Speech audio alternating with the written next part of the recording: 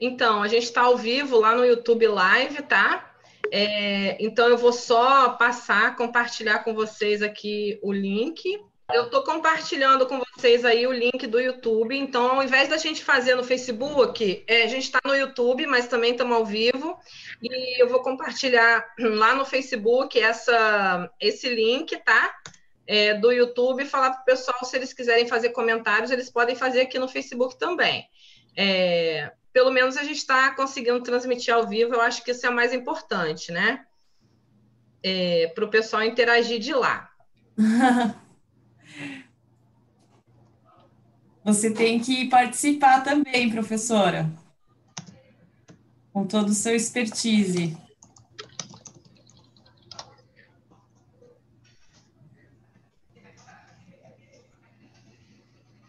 Acho que o Rodrigo conhece a Maria Helena, não conhece, Rodrigo?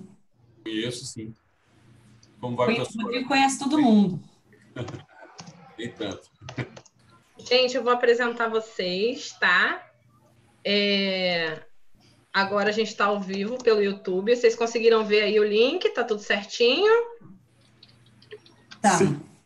Então, vocês estão vendo que a gente está lá, né? Ao vivo. A gente tem que entrar no link? Não, de jeito Não. nenhum. Não. Correto.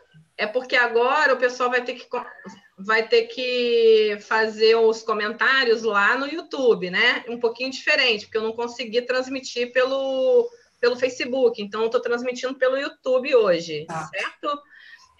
Então, Maria Helena, seja bem-vinda a todos. Então, vou apresentar vocês. Eu queria dar boas-vindas a todos e pedir desculpas pelos problemas, realmente. A gente vai conversar hoje com a Ana e o Pedro. Eu vou falar um pouquinho deles. A Ana Luísa Milais, ela é bióloga com mestrado e doutorado pela Engenharia Química da Unicamp e pesquisadora responsável da 3DBS, que eu também não consegui entrar no site, Ana. Aí depois eu vou tentar de novo, tá? Para passar para todo mundo. E o Pedro é administrador de empresas, doutor em política científica e tecnológica e estrategista de inovação da 3DBS. E hoje a gente convidou, assim, especialmente, agradeço a Ana e ao Pedro pela conexão, o Rodrigo Rezende. E aí eu vou pedir para o Rodrigo se apresentar, porque hoje a Ana e o Pedro vão conversar um pouquinho com a gente, e o Rodrigo vai estar aqui também contribuindo, tanto com algumas informações, algum conhecimento, quanto também respondendo algumas perguntas da gente. Vai ser um bate-papo. Então, a todos que quiserem participar também, vocês podem deixar comentários, sugestões e perguntas, que em um determinado momento a gente vai abrir para interação, tá? Eles vão falar uns 15 minutos iniciais, e é isso, né, Ana, Pedro? E depois a gente vai abrir para perguntas de vocês, tá? Então, Rodrigo, você quer se apresentar, por favor? Sim, obrigado, Juliana. Uma boa noite a todos os participantes, né? A Ana, o Pedro e a todos os participantes. É um prazer, acho que uma tecnologia bastante interessante, né? A gente tem que estar bastante antenado nessas mudanças de hoje, né? E nessas facilidades que a gente tem. Então, ao invés de todo mundo se reunir em um lugar físico, que seria uma grande dificuldade, né? Todo mundo de casa aí, do escritório, pode se falar um pouquinho. Bom, meu nome é Rodrigo Rezende, eu sou pesquisador associado ao Centro de Tecnologia da Informação Renato Archer, né, conhecido mais popularmente como CTI de Campinas, né? E eu sou formado em Engenharia Elétrica pela Universidade Federal de Uberlândia, fiz o meu mestrado e o doutorado na Faculdade de Engenharia Química da Unicamp, e eu fiz depois o pós-doutorado no CTI mesmo, né? Então, já estou vinculado ao CTI há quase 8 anos e eu trabalho nessa área de manufatura aditiva e bioimpressão já há aproximadamente 15 anos, né? Desde a minha época de mestrado. Então, eu acho que eu não vou me alongar muito agora, mas a gente trabalha com a bioimpressão no CTI já há cerca de 8 anos, né? Então, é uma experiência bastante interessante. A gente tem tido contatos com muita gente expressiva, nacional e internacionalmente. A gente acabou ajudando, né, a trazer a bioimpressão para o Brasil. Na época, nós conseguimos, com o apoio da FAPESP, inicialmente, e depois do CNPq, que o professor Vladimir Mironov, né, que é um dos pais aí da bioimpressão, pudesse ficar no Brasil aí por quase 4 anos, né? Ele ficou num período aí, não direto, mas um período basicamente 4 anos, 1 ano direto como pesquisador visitante da FAPESP, né? Então foi um ganho muito grande, a gente atribui ao fato da bioimpressão no Brasil de ser iniciado ali com essa presença, né, do professor Vladimir Mironov, que hoje ele se encontra na Rússia, né, mas continua sendo um parceiro nosso. Então, para não me alongar, passar a palavra para a Ana e para o Pedro, para que eles possam fazer a sua apresentação, e depois eu me coloco à disposição para, se eu puder ser útil em alguma questão, para ajudar os meus colegas aí e quem estiver participando a fornecendo algumas informações interessantes. Muito obrigado. Legal. Então, Ana, vocês podem ficar à vontade se vocês quiserem falar mais alguma coisa, quiser mostrar o site de vocês antes de começarem, que eu fiquei de compartilhar, mas realmente eu não sei por que não está entrando aqui. Ou vocês podem começar e a gente vai discutir depois, tá bem? Como vocês quiserem. Pessoal, acho que a gente vai começar a fazer uma breve... Vamos tentar ser breves aqui na apresentação. A gente já preparou alguns slides. E aí, à medida que a gente for falando, se vocês quiserem ir questionando, né, Ju, você acha que é possível? Perguntando aí, depois a gente para e vai respondendo. Com certeza. Se tiver alguma pergunta no meio que vocês estão falando, com certeza a gente pode voltar. Tá certo. Então, eu vou compartilhar a tela, Ju, aqui. Legal. Então, pessoal, a gente faz parte da startup Biotechnology Solutions, a 3DBS. A nossa startup é uma startup nacional, foi estruturada agora esse ano, na verdade em dezembro do ano passado, ela tem aí 11 meses. Qual que é o nosso principal objetivo? Customizar e desenvolver bioimpressoras e equipamentos de eletrofiação. Junto com isso, a gente também ajuda no co-desenvolvimento de aplicações, tanto da bioimpressão quanto da eletrofiação, e no fornecimento de scaffolds. Então, eu sou bióloga de formação, com mestrado e doutorado na área da engenharia química, na Unicamp. Sempre gostei, sou apaixonada pela interdisciplinaridade. A medicina regenerativa, a engenharia de tecidos são extremamente interdisciplinares. Exige que você dialogue entre as disciplinas das biologias, das biológicas, das engenharias, até do desenho, da TI, da computação, e a medicina, que é para onde vai a aplicação, né? O Pedro é meu marido e sócio da empresa, com mestrado e doutorado na área de política científica e tecnológica aqui pela Unicamp. Milton, que não está aqui presente, é o nosso terceiro sócio, ele já é aposentado, tem mais de 30 anos de experiência na área de construção de equipamentos CNC, ele antes da gente abrir a startup, ele já tinha uma pequena empresa de construção desses equipamentos de impressão 3D convencional, por filamento, para construção e estruturação de objetos. E aí, a gente se juntou para montar a startup. O Rodrigo está participando aqui com a gente, quando ele quiser também fazer alguma observação no meio da apresentação, Rodrigo, fique à vontade. Então, a bioimpressão é um campo extremamente interdisciplinar, porque você começa de uma imagem bidimensional que você precisa transformar numa imagem tridimensional. Então, você começa com uma imagem de desenho CAD, por exemplo, que você mesmo pode desenhar, ou se não, uma imagem médica mais complexa, de tomografia ou de ressonância magnética. E aí, para transformar essa imagem numa imagem 3D, você tem alguns softwares. Depois o Rodrigo pode falar um pouco mais disso, que o CTI é especialista nessa área. Então, você triangula e essa imagem, transforma num arquivo STL, e depois a bioimpressora vai ler um arquivo tridimensional, que é um arquivo .G-code. Você tendo essa imagem, você entra na parte do processamento, que é o quê? A bioimpressão combina polímeros, hidrogéis, com células vivas. Então, primeiro você tem que fazer um estudo do material, do biomaterial que você vai utilizar. E como sempre é pensando em estar em contato com o corpo, com o organismo, você precisa escolher polímeros que sejam biocompatíveis ou biorreabsorvíveis. Para quem não tem conhecimento na área, um polímero biorreabsorvível é um polímero que é capaz, que o nosso corpo é capaz de digerir. E que no que ele se transforma, ou a gente excreta, tira fora do nosso corpo, ou os componentes com que ele é quebrado são assimilados pelo próprio organismo. E também as células. O conhecimento celular do biólogo, do médico, enfim, principalmente do biólogo, né? De que tipo celular que você vai utilizar, qual é a aplicação que você deseja, se é para cartilagem, se é para osso, se é para pele, se é um modelo in vitro, se você vai tirar essas células diretamente do paciente, que é quando a gente fala que são linhagens primárias, ou se você vai utilizar linhagens imortalizadas, ou seja, são células já viciadas na reprodução e que você pode comprar. Isso vai depender da sua aplicação, da sua pesquisa. E a impressão, qual que é a grande diferencial? É que você pode combinar tudo isso. Você não precisa usar simplesmente um polímero com um tipo celular. Você pode usar diferentes tipos celulares com diferentes materiais. Aí vem que processo usar. Como que é esse processo? Que tipo de bioimpressão, que mecanismo você vai usar? É sinterização a laser, que é o caso do Tiago que falou, ou você vai usar o inkjet, que é o gotejamento, ou você vai usar por extrusão, que é o mecanismo que a gente trabalha, né?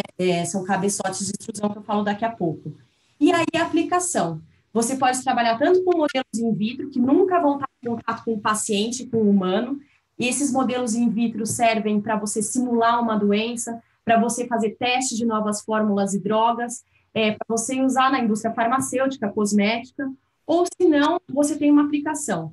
E essa aplicação no humano vai ser, você imprimiu o material tridimensional, saiu da bioimpressora, você vai aplicar diretamente no paciente, sem precisar de uma maturação, ou você vai precisar maturá-lo dentro de um bioreator por algum tempo. Então, a gente entra nos mecanismos. São 3 grandes mecanismos, né, da mecânica mesmo, agora a gente está falando de engenharia mecânica, utilizados nas bioimpressoras. O que a gente utiliza aqui na 3DBS, que é a expertise do Hamilton, nosso sócio, é o mecanismo por microextrusão.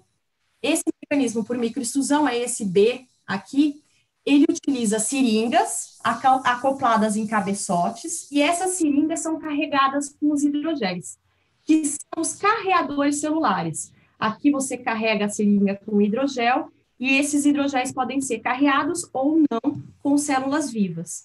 Então, você tem diferentes mecanismos de impulsão dessas seringas, e o nosso, que a gente utiliza, é por pistão mecânico, que é o considerado mais preciso. Usa também o sistema de parafuso, que é muito interessante para quem vai trabalhar com pellets, né? Normalmente, os polímeros biocompatíveis, eles vêm na forma de pellets, e aí você precisa aquecer para fazer a extrusão. Nesse caso, você não usa célula. É o mecanismo mais utilizado, né, na pesquisa, aí, justamente porque ele te permite trabalhar com uma variedade de viscosidades, desde baixa viscosidade até altas viscosidades, e uma variedade de polímeros, né, e de células maior do que os outros. O mecanismo de inkjet, que é esse de gotejamento, ele na verdade, uma adaptação das impressoras HP que a gente tem em casa. Só que dentro dos cartuchos, você coloca o hidrogel junto com as células, e ele tem um mecanismo de realmente gotejamento. São microgotas, onde você não consegue colocar um número tão grande de células, mas é um mecanismo dos mais baratos e bastante preciso. Já o laser, que depois a gente pode deixar, talvez, o Thiago falar um pouquinho, é um mecanismo de polimerização a laser mesmo, ou pó, ou ele líquido. Ele é o mais preciso de todos, mas você não consegue fazer estruturas grandes em escala maior. Qual que é o insumo da bioimpressão? Qual vai ser o material que vai carregar essas células, né? A cama das células. São os hidrogéis. Os hidrogéis podem ser sintéticos ou de origem natural, artificiais ou de origem natural. Precisam ter duas grandes características importantíssimas. Primeiro, a questão reológica mecânica e reológica desses hidrogéis. Eles precisam ter propriedades que tenham uma taxa de solidificação após a impressão que façam com que a estrutura se mantenha após a impressão. E, além disso, a reologia está relacionada à viscosidade, à taxa de reticulação, que é o endurecimento, né? Então, à medida que você vai imprimindo, você quer imprimir uma estrutura de orelha, ela precisa se manter como uma estrutura de orelha e não se desfazer logo após a impressão. Ao mesmo tempo, ele não pode ser tão viscoso e a taxa de degradação não tão lenta. Por quê? Porque ele é uma cama para as células, ele precisa manter as células vivas, né, e manter a viabilidade celular. Então, ele tem também essas características, tem que ter as características de biocompatibilidade.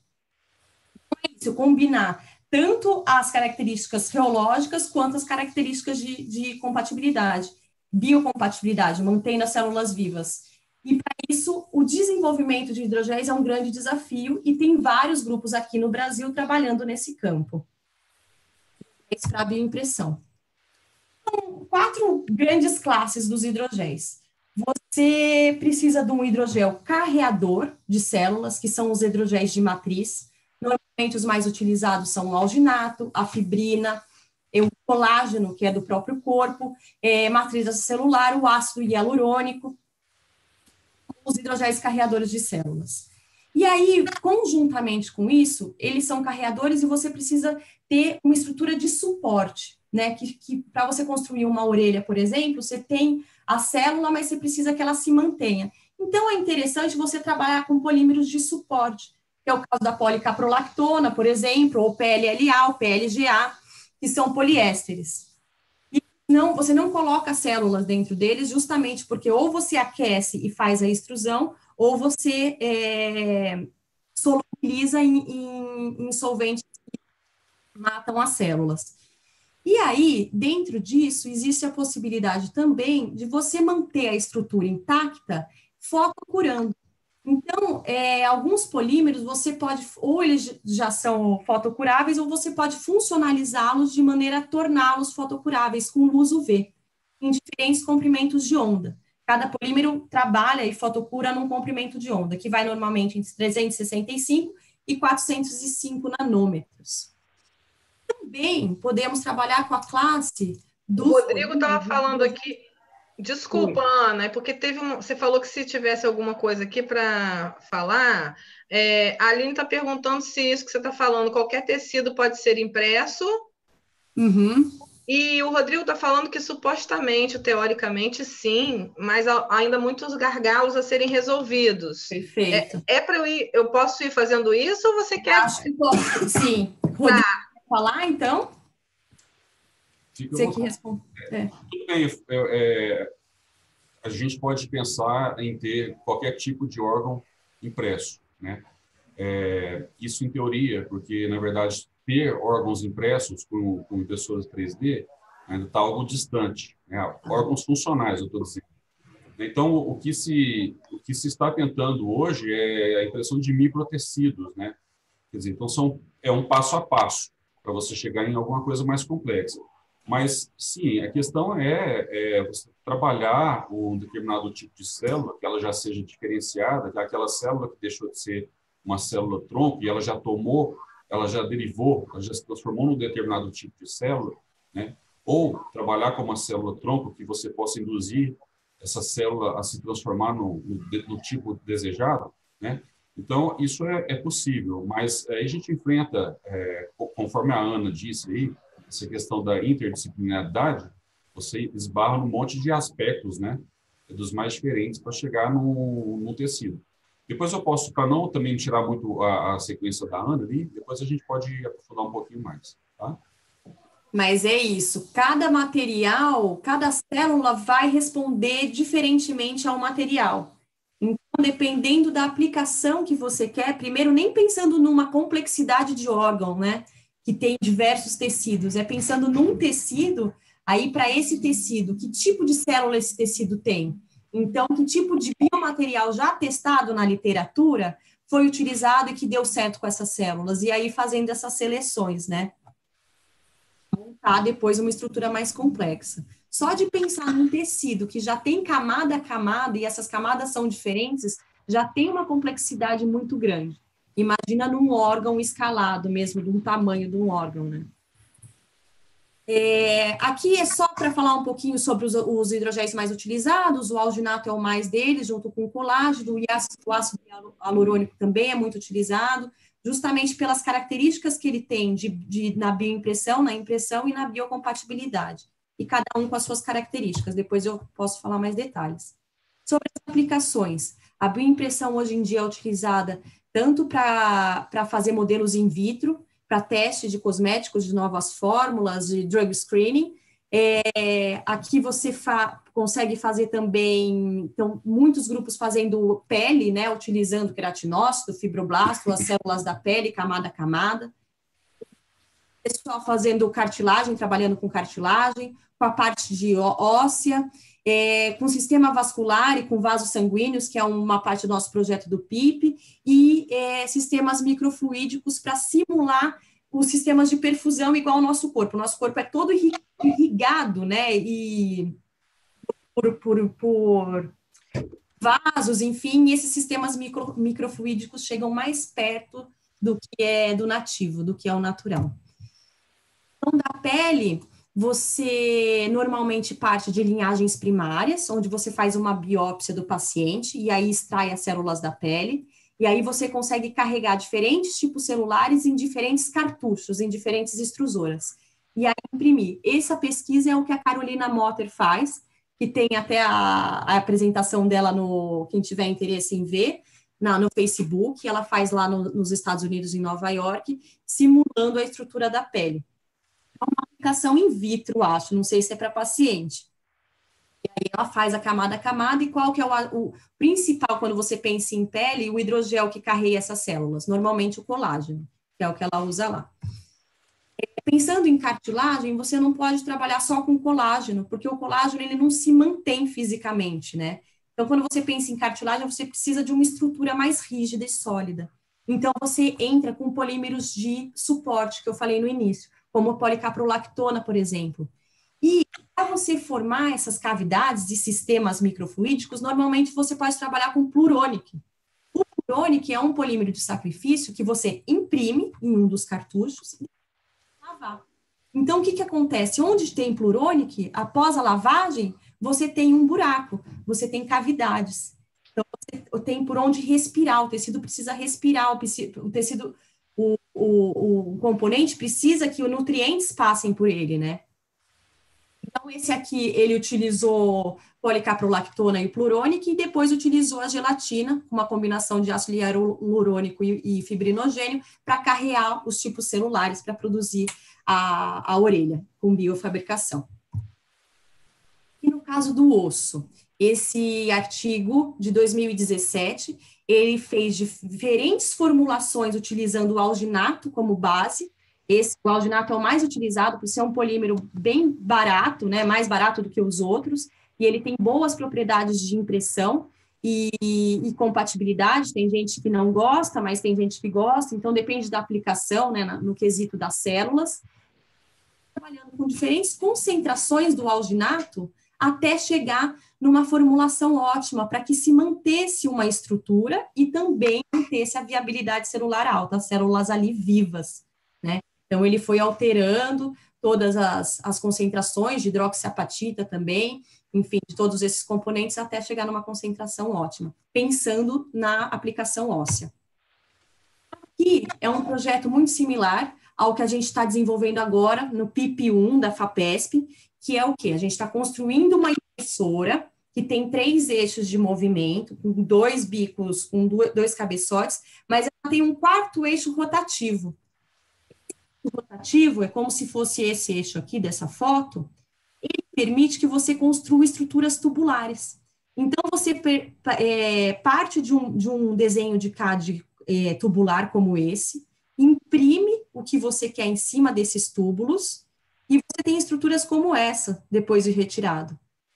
Aí, por cima dessa estrutura, você consegue imprimir hidrogéis e transformar em vasos sanguíneos, com células, que são essas estruturas aqui, que a gente vê nessas imagens rosas.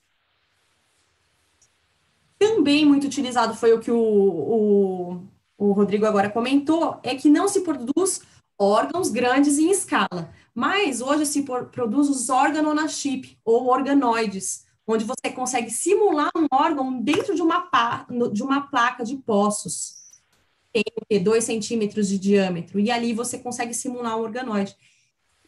Se tem feito, por exemplo, para simular um tumor. Então, você simula um câncer de mama, nesse caso aqui, dentro de um sistema microfluídico.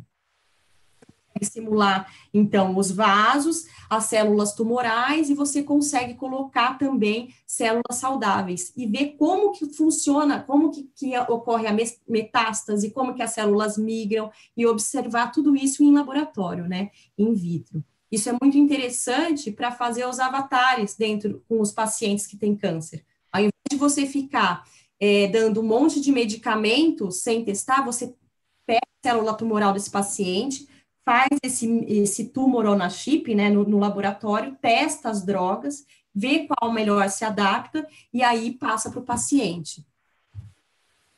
Esse só para mostrar 3 equipamentos que a gente desenvolveu agora, nesse ano. O primeiro foi o nosso MVP, com um cabeçote. Ele tem uma seringa, onde você carrega células com hidrogel ou somente hidrogel, e aí você imprime as estruturas que você deseja. Ele tem aquecimento, controle de temperatura, tanto da mesa quanto do cabeçote. É uma bioimpressora mais simples, para quem está querendo começar com o trabalho de bioimpressão. Gênesis, que foi desenvolvido para in situ terapia celular, que é uma startup que trabalha com o desenvolvimento de biocurativos para o tratamento de feridas crônicas. Então, ela utiliza dupla extrusão, né? Então, ela pode utilizar diversos tipos celulares com diversos materiais ao mesmo tempo. Esse modelo Reactor, que a gente desenvolveu para o professor Elias, da Engenharia Química da Unicamp, que trabalha com sistemas de microfluídica para a construção de microreatores. Desses equipamentos foram customizados de maneira a atender a necessidade de cada pesquisa especificamente. Esse depois eu passo um videozinho aí nosso, e eu vou dar a palavra ao Pedro. Não sei se a gente para um pouquinho para a questão. Tudo bem, pessoal? Boa noite. Eu tenho um monte de perguntas, mas vou deixar para depois, né? Tá. Porque se vocês preferirem, tá? A gente pode continuar, viu, Pedro? Tá bom, Ju. Boa noite, pessoal. Meu nome é Pedro, como a Ana comentou. Eu vou comentar rapidamente o nosso modelo de negócio, para vocês entenderem como que a gente vê as questões intervenientes nesse negócio no longo prazo. Depois, sobre as questões éticas, morais de propriedade intelectual, e um pouco sobre a produção e difusão do conhecimento sobre a bioimpressão 3D, e também a importância das regulações das atividades da bioimpressão e engenharia medicina regenerativa. Como a Ana comentou, a 3DBS trabalha com equipamentos de bioimpressão, de eletrofiação, desenvolvimento de biomateriais. Qual é o grande problema que nós estamos enfrentando? Problema de fundo. O problema é o envelhecimento e a demanda por órgãos, tecidos e aplicações terapêuticas. Hoje existe a nossa fila de transplantes no Brasil, está na casa dos 30 mil pessoas aguardando por um transplante. 1 milhão de incidentes por queimaduras por ano. Mortes por doenças cardiovasculares chegam a 300 mil por ano.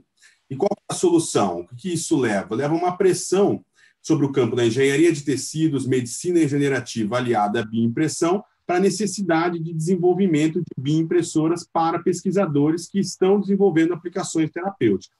Esse é o pano de fundo da 3DBS. Qual que é a oportunidade e tamanho de mercado, né? Qual que é a perspectiva?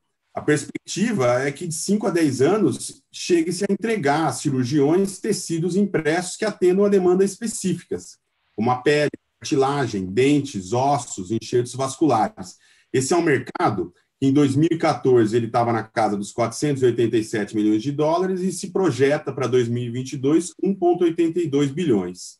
Só nesse primeiro trimestre desse ano foram investidos mais de 360 milhões no campo da engenharia de tecidos. O nosso modelo está muito relacionado ao desenvolvimento das bioimpressoras, a gente vem trabalhando com consultoria na área de bioimpressão e biomateriais e as parcerias no desenvolvimento de aplicações terapêuticas. Por quê? Porque os conhecimentos são interdisciplinares, como a Ana comentou, interdisciplinar, como a Ana comentou, e não tem como caminhar sozinho.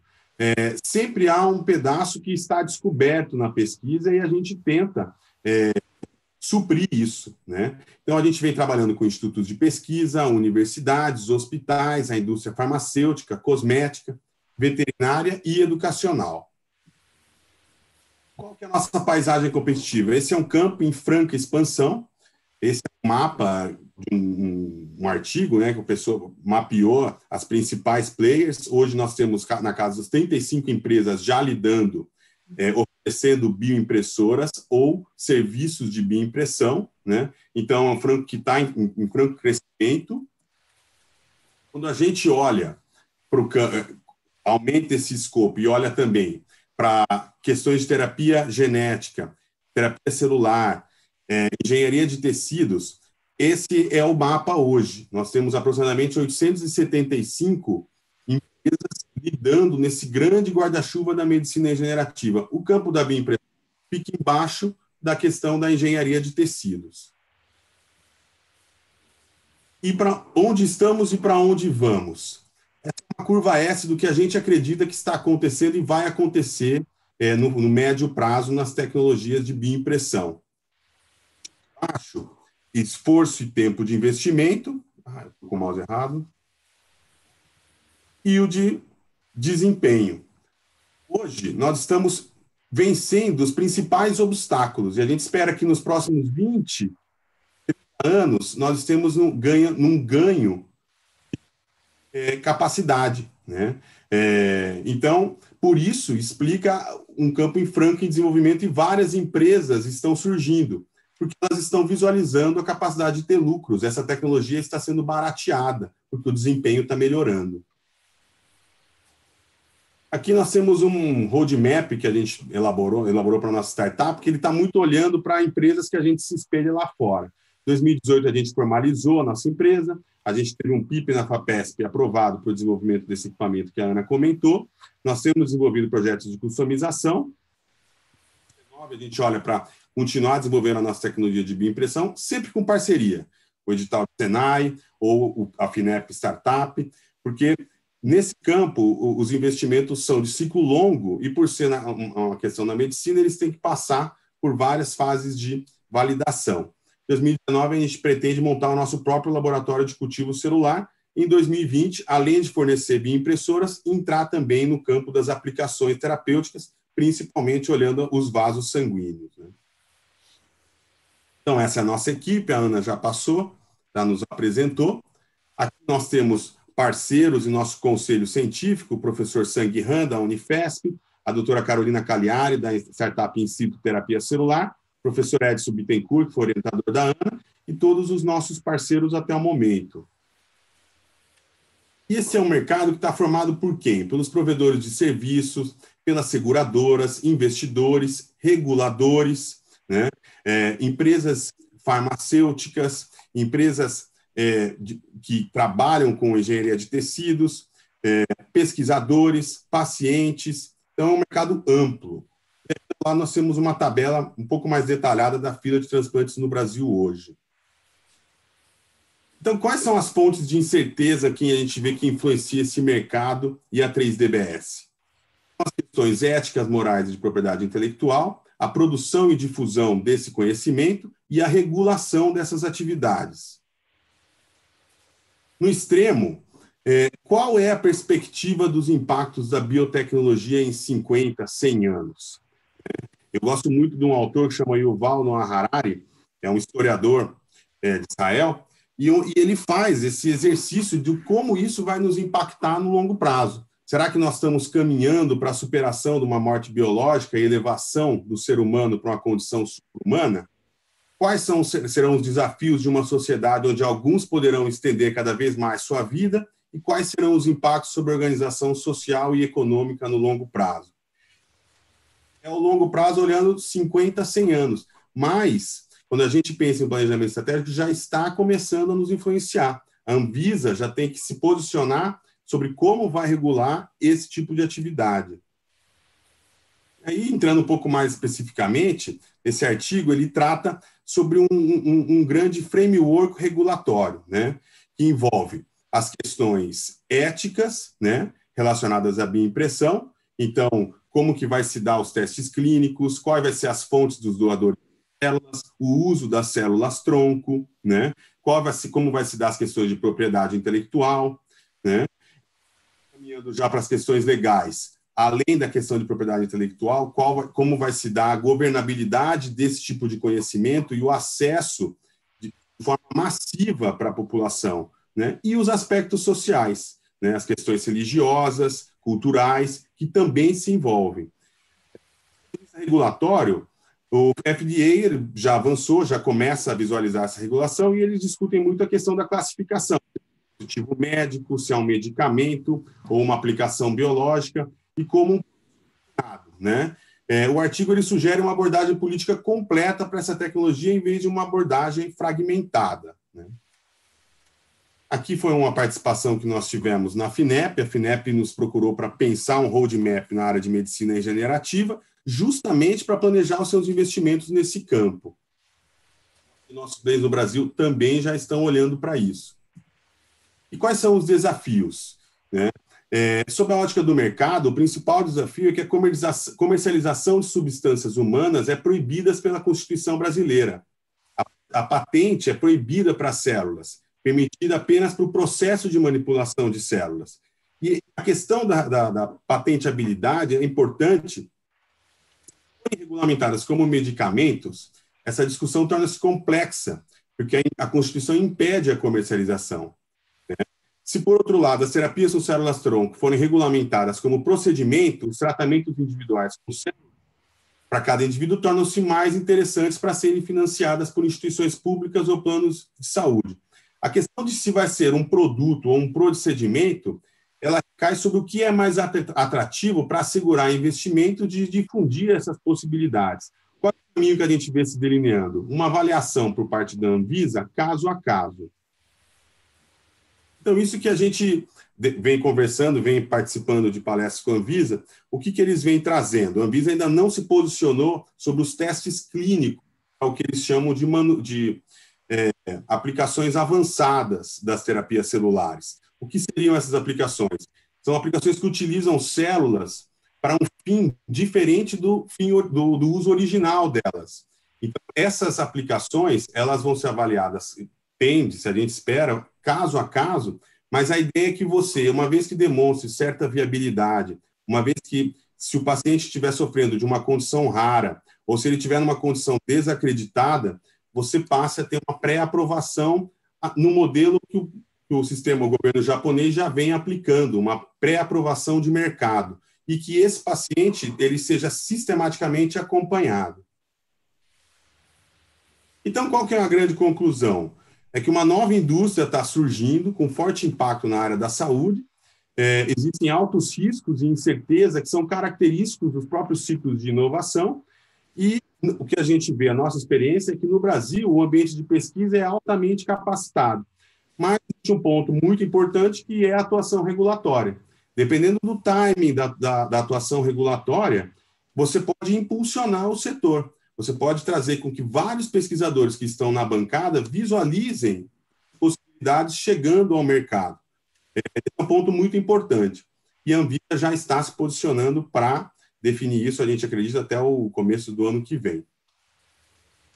Ó, acho que é isso, né, gente? Mais alguma questão? Sim, estamos abertos aí. Nossa, um monte de questão. Vocês falam isso tudo, não tem questão? Tem um monte. Bom, eu tenho algumas perguntas, Rodrigo, de pessoa bem leiga, tá? No assunto, de verdade, assim. Sabe, Pedro, Ana, eu queria ver aqueles modelos de impressora que vocês falaram, que tem educacional, vocês mostraram 3 impressoras, né? Uhum. Eu queria voltar nelas, porque vocês falaram que tem uma educacional, o primeiro contato com a bioimpressão, né? Isso, essa daí. Só para eu tirar uma dúvida rapidinho. Essa educacional teria alguma, assim, qual é a recomendação para a utilização desse modelo, por exemplo, dentro do contato com bioimpressão? Tipo, o que vocês recomendariam para que tipo de idade, que tipo de escola, qual a estrutura que se precisa ter para eu adquirir um equipamento como esse, assim? Porque não é só adquirir o equipamento, né? Então, é claro que no caso dos pesquisadores, vocês estão elaborando e desenvolvendo o equipamento junto com o pesquisador para um objetivo específico, correto? E o in situ, essa modelo Gênese, a mesma coisa. Isso. Também é mais específico. Mas e essa educacional? Conta para mim. Essa impressora, Ju, foi desenvolvida junto com a minha pesquisa de doutorado, na época do meu doutorado. E para que ela ia servir? A gente precisava de algo que imprimisse soluções viscosas poliméricas, e não só o filamento fundido. Então, na verdade, era uma adaptação da impressora convencional de filamento para a impressão de soluções poliméricas, para produzir os arcabouços celulares, que são os scaffolds. Né? Todos os tecidos têm scaffolds, têm esses arcabouços. Então, ela foi produzida inicialmente sem pensar em célula. Então, você pode usar esse equipamento para começar a trabalhar com soluções poliméricas e produzir tramas, esses arcabouços, com diferentes polímeros em solução, né? E também controle de temperatura, porque tem alguns polímeros que são termossensíveis. Ela foi feita com esse propósito, então não exige que você tenha uma sala limpa ou qualquer coisa, mas você também consegue trabalhar com célula. Trabalhando com célula, você precisa trabalhar em laboratório estéril, e aí é mais complicado, você precisa realmente ter um laboratório, um expertise, cultivo celular não é simples, né? Precisa de conhecimento. Não, só para esclarecer, né, porque é muito importante, eu acho que a impressão 3D, por exemplo, tem sido muito utilizada, né, no âmbito educacional, e eu acredito que é possível, eu só queria destacar essa importância de ter, se é que teria, claro, Rodrigo, se é que teria mais alguma estrutura ou infraestrutura, né, se uma escola quer começar, ou mesmo na área de medicina, né, biotecnologia, a estrutura necessária. Fala, Rodrigo, por favor. Isso mesmo que a Ana está comentando, né? É bastante importante, porque as impressoras 3D, elas são uma ferramenta muito interessante, assim, e hoje em dia, cada vez mais ao alcance da população, né? Ainda não como se deseja, né? Mas muito mais do que há 2 anos atrás, muito mais do que há 5 anos atrás, né? Então, hoje, muita gente produz, né, de forma caseira e artesanal, né, às vezes muito por hobby, uma impressora em casa, uma impressora. Não é o caso das impressoras que a Ana e o Pedro estão mostrando, são impressoras profissionais, né, voltadas. Mas, por exemplo, em âmbito de pesquisa, uma impressora como essa deles, por exemplo, pode ser muito útil, sim, para os estudantes testarem e fabricarem peças 3D, né, que não necessariamente tenham, no primeiro momento, células, né, mas elas são chamadas de bio também, porque vão ser bioaplicáveis, né, elas têm uma biofinalidade, vamos dizer assim. Exato. Entendi. Pode parar o compartilhamento que eu consigo ver vocês melhor. Desculpa voltar, porque elas parecem... É legal ver a estrutura, é legal destacar isso e, assim, saber da possibilidade de vocês adaptarem e elaborarem como é um tema de fronteira de ciência, né? E como é uma questão assim, muitas vezes tem que se adequar a protocolos e equipamentos mesmo para o que você vai trabalhar. Então, o que vocês estão dizendo é que vocês podem fazer isso de forma colaborativa junto com o pesquisador. É uma das coisas que vocês fazem, né? Exato, Ju. O que acontece é que a cada aplicação que o pesquisador está desenvolvendo, ele tem especificidades no equipamento, seja a temperatura da mesa, a temperatura da seringa, os comprimentos de onda da fotocura, o tamanho da máquina, às vezes ela precisa entrar dentro de uma capela de fluxo laminar ou não, o número de extrusoras. O número de extrusoras é uma questão que está muito relacionada à complexidade do que vai ser feito. Quanto mais extrusoras você tem, mais materiais você tem em diferentes condições. Então, quando as pessoas falam, vou imprimir o fígado, pode ter certeza que vão haver várias extrusoras ali, porque vão ser demandadas. O primeiro protótipo, a ideia é que ele seja acessível para pesquisadores que estão iniciando em bancada mesmo. Você ter o primeiro contato com a área de programação, G-Code, a manipulação da seringa, de fato ter o expertise ali para começar a trabalhar com a bioimpressão, né? Agora, os outros equipamentos, eles vão seguir mais ou menos a mesma lógica da primeira, só que com alguns outros elementos a mais, né? A ideia é mais ou menos essa. O Thiago tem uma pergunta, eu vou falar para eles falar direto com vocês a pergunta deles, mas antes dele fazer a pergunta dele, tem uma pergunta lá no YouTube, a pergunta está perguntando assim, qual que é o tecido mais difícil de imprimir? É uma boa pergunta. Tem resposta? Porque eu não sei, assim, porque quantos tecidos já foram impressos? Assim, eu nem tenho ideia de quais foram os tecidos que já foram impressos. Assim, é uma pergunta que para mim viria depois, tipo, quais são os tecidos que já é possível imprimir? Isso para mim seria quais já foram impressos, né? Assim, porque eu não tenho ideia disso. Eu vou falar rapidamente, depois a Ana comenta aqui que ela vai ter mais. E o Rodrigo também. Resposta. O que me chamou a atenção na última semana, que eu ainda não havia visto, desde o começo do ano, final do ano passado, foram pesquisadores trabalhando com tecido cerebral. Eu nunca havia visto, eu não cheguei nem a ler o paper, eu só vi o anúncio de que haviam impresso tecido cerebral para estudar tratamentos como Alzheimer, analisar esse tipo de aplicação. Mas não foi no Brasil, né? Deve haver muita complexidade. Uma outra complexidade que eu acredito também existe é a questão do tecido cardiovascular, né? Você ter que esse tecido ele transmita a frequência elétrica como o nosso músculo cardiovascular transmite. A gente teve a oportunidade de assistir uma palestra do professor no congresso da BTCL, foi muito interessante, mas eu vou passar a palavra para a Ana e para o Rodrigo, que eles vão ter mais detalhes. Joguei a bomba para eles. Acho que é por aí mesmo. A gente até pensa, muita gente pensa, a pele é fácil. Pele não é fácil. Pele, inclusive, nem é tecido, é órgão, né? Então, para você atender todos os requisitos, por mais que ela seja um tecido mole, então você não precisa, né, ter aquela estrutura mantida, ela tem camadas, ela tem folículo piloso, ela não tem só a camada de fibroblasto e queratinócito, né? Você precisa colocar todas as outras funcionalidades da pele, né? Simples. Então, eu acredito que o mais simples talvez fosse a cartilagem, pensando assim, né, em algum tecido cartilaginoso. Mas o mais complexo, todos são complexos. E ainda é cedo também, né? A gente tem pouca coisa ainda, né, disso rolando por aí. Assim, apesar de ter muitos dados dentro de artigos e tal, assim, na aplicação eu conheço pouco, mas não é tão ainda é muito recente e ainda está muito nessa questão de ainda na pesquisa de como fazer, de quais são os elementos, a temperatura e todo o contexto, o próprio equipamento, né?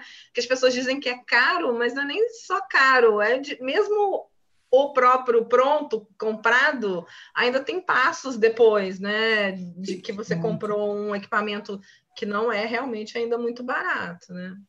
Se a gente fosse pensar olhando para o negócio, né, da bioimpressão, visão talvez linear, a gente vai ver o mercado ele está composto por produtos para bioimpressão, né? Então nós estamos falando do equipamento, dos scaffolds, dos hidrogéis, e os produtos de bioimpressão. Os produtos para bioimpressão, a Ana e o Rodrigo me corrijam, eu vejo com uma complexidade menor. Por quê? Primeiro ponto, eles chegam ao mercado. Se eles chegam ao mercado, eles têm investimento, né? Então, muita gente investindo acaba aumentando as variedades. Os produtos da bioimpressão, aqueles que não forem ser usados em uma pessoa, um indivíduo, eu diria que são os intermediários. Então, nós estaremos falando dos modelos in vitro, nós estaríamos falando dos organ-on-a-chips, os produtos para drug screening, nós vamos usar células, mas isso não vai ser implantado em ninguém. Nós vamos estar trabalhando com célula, com um produto bioimpresso, ele vai estar vivo, mas ele não vai para o corpo de alguém. Agora, quando a gente passa a olhar um substituto cutâneo com célula, um vaso sanguíneo enxertado, e aí avança-se uma córnea, um dente, nós vamos colocar isso num ciclo de desenvolvimento de, no mínimo, 7 anos. Porque isso vai ter que passar por uma fase 1, depois vai ter que passar por um modelo animal, talvez um modelo animal de grande porte, para chegar num teste de fase 3 em humanos. A pesquisa, ela com certeza vai ser muito mais complexa, porque eles vão estar lidando com todos os elementos de biossegurança que têm que ser trabalhados e têm que ser analisados. Né? Mas tem um mundo aí, né, Rodrigo? Você deve estar mais... você, a Ana, vocês estão em duas perspectivas um pouco diferentes, né? Que isso que é bacana. Acho que o Thiago ainda traz uma outra, que ele ainda vai ter que me explicar o que é aquele nome lá, que eu não entendi lá, que vocês falaram que ele ia explicar melhor, viu, Thiago? Mas conta um pouquinho da perspectiva, Rodrigo, que você está trazendo, né, dentro dessas questões que a gente está conversando, e a importância da integração da tua perspectiva com a da Ana, do Pedro, né? Sim. Acho que isso é bem legal destacar. Claro, sim, Juliana. Do ponto, complementando um pouquinho o que eles falaram, né? Acho que estão corretos mesmo, essa questão do tempo ainda para se chegar a um órgão, né? Todo mundo começou ali na pesquisa há uns 10 anos atrás, 15 anos, quando começou na bioimpressão, muito afoito, já querendo chegar com muita pressa aos órgãos, né? Mas aí começaram a ver que não era bem assim a história. Você tem muitos passos antes, né? Como o Pedro disse, tem muitos passos aí antes de você chegar a um órgão.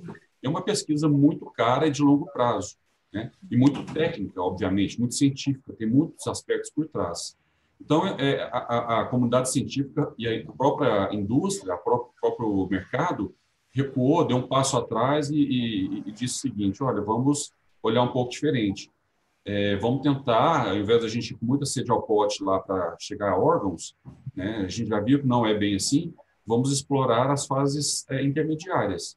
Né? Eu sempre falo, é como o homem quando falou que ia à Lua. Né? Você chegar à Lua é um objetivo gigantesco. Né? Agora, o que foi gerado nesse caminho aí, talvez seja um maior ganho. Né? Você explorou vários caminhos. Então, como eles disseram, organochip, microtecidos, a parte in sílico, que é a parte de simulação computacional, tem um monte de segmento. Do ponto de vista, né, da tecnologia da informação, o que acontece? É muito difícil você dizer qual órgão é mais difícil de ser impresso. Como a Ana falou, mesmo a pele, que a gente imagina é muito fácil, não é muito fácil. E tem os gargalos aí da tecnologia, né, falando um pouco da impressora, do software que estão por trás. Primeiro, quando a gente vai imprimir, mesmo uma impressora 2D que a gente tem em casa, quando a gente vai imprimir, o que a gente faz? A gente precisa de saber o que a gente vai imprimir, não é? Que é o nosso design, é o nosso projeto, é o nosso texto, aquele ali é o projeto. A gente vai precisar daquele projeto do mesmo jeito para imprimir um tecido ou um órgão, só que de uma forma muito mais complexa. E aí que mora o grande obstáculo, né? Um dos grandes obstáculos. E além da questão tecnológica, quer dizer, você tem um software ali que possa representar, que possa trabalhar ali as informações biológicas, nós temos essas questões biológicas, né? Como que a gente vai considerar o tecido? Porque quando você trabalhar com tecido, com células que vão ser depositadas camada a camada ali, gerar um volume, né? um órgão ali, 3D, essas células têm que ser colocadas de forma organizada. Você vai ter muito mais do que um tipo de célula para formar um órgão, né? Como que essas células vão ter que estar ali naquele volume?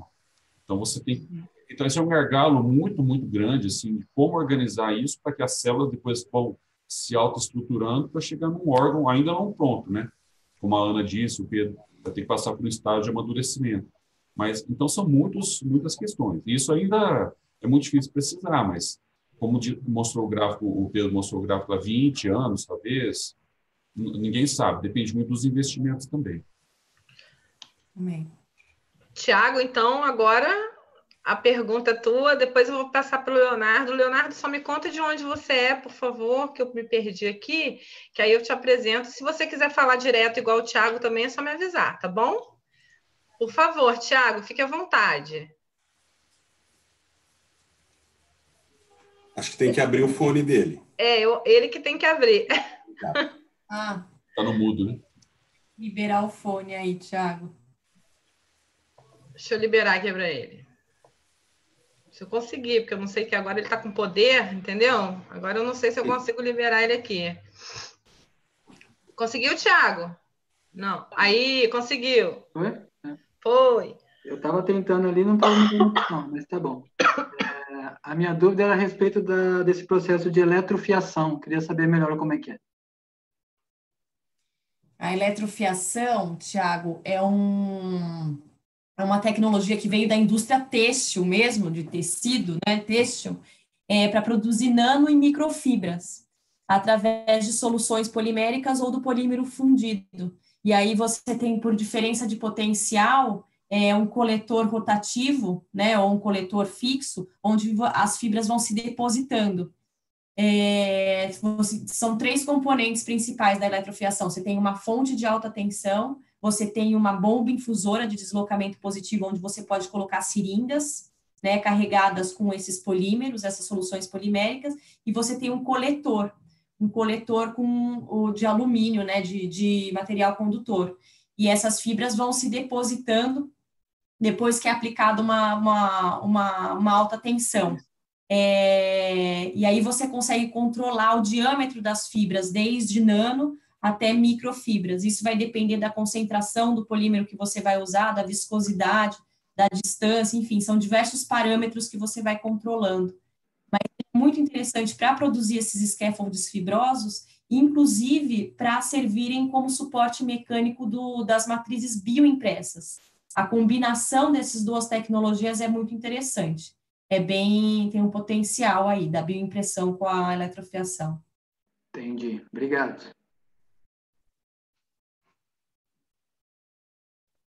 Acho que você que está sem voz. Eu vou fazer uma pergunta aqui do Leonardo, mas depois você conta para a gente sobre aquela parte que a Ana falou que você pode explicar melhor, que você falou que trabalhou. Se você puder contar para a gente um pouquinho, eu vou só fazer a pergunta do Leonardo. Ele é estudante de graduação do curso de Ciências Moleculares da USP, em São Paulo, e ele está perguntando como a bioimpressão se relaciona com a filosofia do open source, tanto em questão do hardware para impressão, quanto para os bioinks e até mesmo softwares utilizados.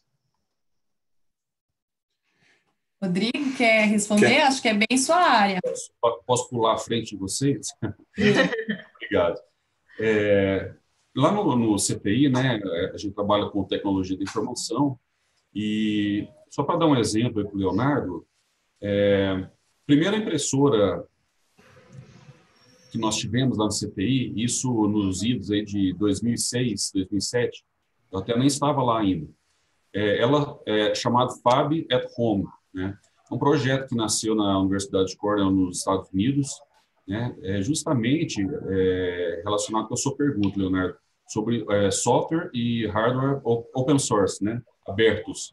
Então, foi uma proposta bastante interessante, né? Um projeto que lá no CTI, o Jorge, né, e o pessoal que já estava lá, estava com essa ideia, mas acabou que por algumas razões lá, o pessoal lançou antes esse projeto, né, nos Estados Unidos. E é muito bacana, porque você tem toda a estrutura aberta, você pode fazer melhorias, você pode fazer adaptações para suas próprias aplicações, né? Lá no CTI, por exemplo, foram feitos 3 cabeçotes diferentes.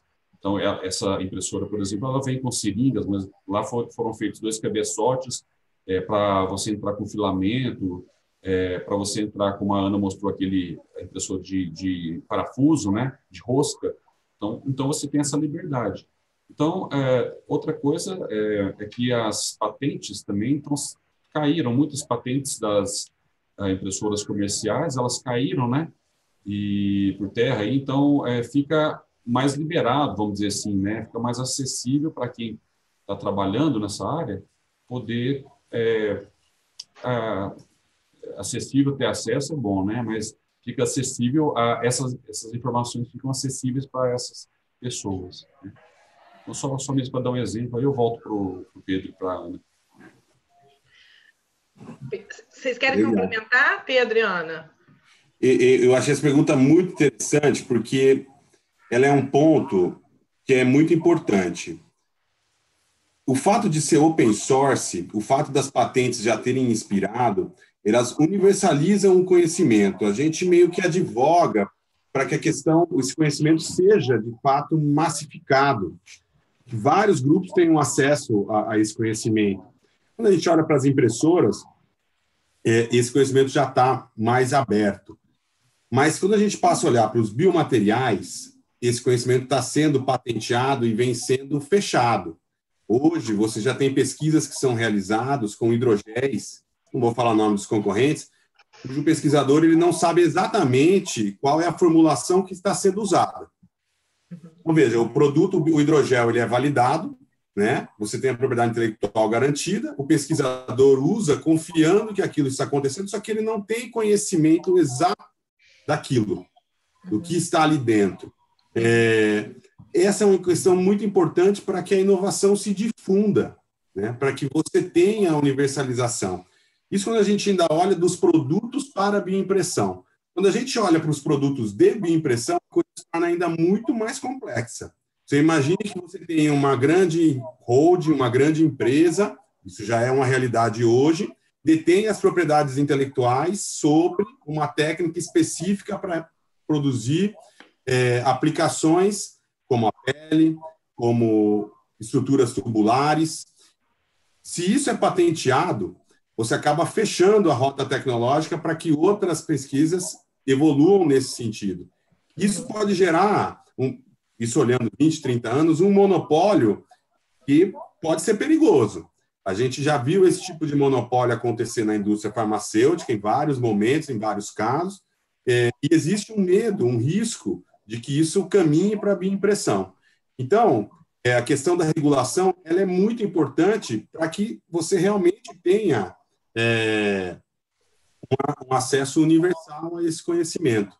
Se a Anvisa não se posiciona hoje sobre qual é a rota que esses pesquisadores devem seguir, né, você pode correr o risco de que outros países avancem, outras empresas avancem, patentes sejam colocadas e você simplesmente feche rotas tecnológicas para que você possa evoluir ainda mais nesse campo. Então, o Invesalhos é um exemplo muito bom de um ótimo software que está possibilitando muitas pesquisas por ele ser open source. Se a gente tivesse que comprar esse software, uma empresa americana, a dólar ou a euro, isso vai inviabilizar, não tenha dúvidas. Essa questão é muito boa, é primordial. Muito bem lembrado, Pedro. E também, obrigada pela pergunta, Leonardo. Vamos, Thiago, agora, sua vez. Vamos ver se você faz eu entender o que é, como é que é o nome? A dúvida era da sinterização a laser, é isso? Isso. Não, fala devagarinho o nome de novo. Sinterização. Sinterização a laser. Tá bom, conta para mim o que é isso. Então, alguém aqui sabe o que é sinterização a laser ou é só eu que não sei? Não, claro que Rodrigo, Ana e Pedro não vale, tá? Só quero saber se sou só eu aqui ou se a Ana, a Aline, Jéssica, só o pessoal que está aí, todo mundo sabe? Só eu que quero saber? Não, mas eu quero saber. Conta aí para mim, vai, Thiago. Vou tentar ser bem sucinto, tá? A sinterização é um processo físico que acontece abaixo do ponto de fusão. Então, você vai unir materiais sem chegar no ponto de fusão. Então, isso é importante porque você não precisa atingir a temperatura, por exemplo, de materiais que são muito complexos de você processar, né? Então, com uma temperatura mais baixa, você já consegue, em teoria, uni-los, né? Que seria a sinterização. Nesse caso, é uma das tecnologias de impressão 3D, que é a sinterização a laser, porque a sinterização ela é bastante conhecida em fornos. Né? Você põe lá uma cerâmica, um barro no forno, e você vai sinterizar, você tira um prato, uma xícara e tal, pelo esse processo de sinterização. Na impressão 3D, eles utilizam um laser.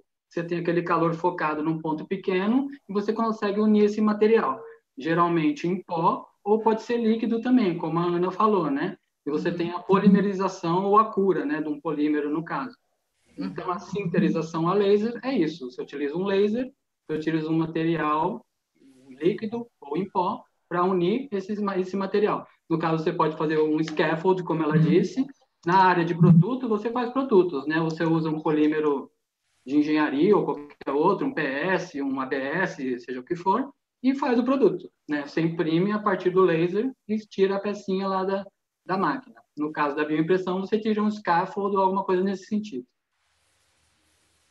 Olha, aprendi muito. Eu realmente não sabia o que era um nome difícil, mas agora eu entendi perfeitamente. Porque, fala, Rodrigo, claro. Depois, pode acabar seu comentário. Não, é porque, assim, realmente são muitos processos, é o que eu estou falando, é o que o Pedro também tinha falado, né, vocês todos, até chegar em impressão de órgãos, né, o caminho longo, tem várias coisas que você está desenvolvendo de ciência e tecnologia dentro desse processo, né, então, desenvolvimento de equipamentos, de hardware e software, compreensão melhor de biomateriais, né, a questão da engenharia de tecidos, que tem, infelizmente, as pessoas ainda falam pouco, né? Mas tem muita coisa acontecendo, que tudo está indo muito rápido. Então, cada uma dessas coisas que vocês estão contando aqui para a gente, a Aline está dizendo aqui que está aprendendo muito, que tem um monte de coisa que ela não fazia ideia, né? A Aline é lá da Unicamp, ela está aqui com a gente, e o Francoleno estava falando que foi muito boa a explicação da eletrofiação, né? Que é interessante compreender junto da bioimpressão. E o Jefferson, você diz para mim de onde você é, por favor, que aí eu apresento você depois que eu ler sua pergunta, tá? O Jefferson Freitas está perguntando, com a iniciativa do Marcos Pontes de abrir investimento privado para pesquisa, não pode levar a esse caminho de uma grande corporação financiar a pesquisa e, em contrapartida, virar dona de determinada técnica de bioimpressão? Como vocês veem essa questão? Essa é uma questão complexa. Definitivamente. A gente vai recair sobre o ethos da universidade, né? Qual é o papel da universidade de fato. Eu entendo que isso caminha pelo papel das agências de propriedade intelectual das universidades, que tem que fazer esse meio termo. Eu acredito que existe esse risco, sim. Se isso não for bem regulamentado, se houver algum tipo de favorecimento para grandes corporações e não pequenas startups iniciando, se não houver uma pulverização desse investimento, você corre esse risco. Agora, eu entendo também que o pesquisador sozinho ele tem a dificuldade de fechar esse ciclo, né? Ou seja, de você ter uma aplicação, ter uma pesquisa, ter um impacto na área da saúde, e aí ele ainda tem que dar o passo de criar uma empresa, desenvolver um produto, trabalhar o marketing, levantar investimentos, passar pelo Vale da Morte, 6 anos de testes, né? E chegar no produto. Ele acaba ficando com um gap de atividades que é muito longo. Ele ainda tem que orientar, ainda tem que dar aula, ainda tem que conduzir o resto da sua pesquisa. A gente ainda não viu o marco regulatório, detalhes do que ele pretende fazer. Eu entendo que isso tem que ser muito bem dosado. O investimento, a relação empresas-universidades tem que ser muito bem trabalhada. A Unicamp em si, ela já, através da Inova, ela trilha um caminho nesse sentido, né, de tentar trazer patentes, tecnologias desenvolvidas dentro da universidade, fazer o intermeio com a indústria, com empresas, no sentido de viabilizá-las para o mercado ou não. Mas eu não tenho um ponto ainda crítico, detalhado sobre isso, porque a gente ainda não viu o que vai ser esse marco regulatório. Porque, na verdade, a gente tem um projeto de lei, né, que ainda está tramitando desde 2015 ou 2016, um projeto de lei que tem essa questão, antes tem um marco legal, né, que a gente fala de como integrar tudo isso, mas também tem já tramitando, né, na Câmara, já só aguardando parecer, doações, toda essa parte, como, teoricamente, como a Lei Rouanet, né, que você receberia, você pode deduzir do imposto de renda, né, doações a programas, projetos e atividades de ciência, tecnologia e inovação, que, a princípio, abriria um pouco mais essa questão do aporte de recurso privado. Isso já agora, né? Como falei, 2016, mas ainda não está como lei, é projeto de lei, né? Mas, assim, dentro de todos esses caminhos, tem a questão do marco legal, tem a Embrapi, tem várias iniciativas independentes. Eu, se eu estiver errado, por favor, me corrijam, tá? Só uma discussão mesmo. Mas tem vários caminhos indicando a importância dessa integração entre público-privado e desse trabalho em conjunto, né?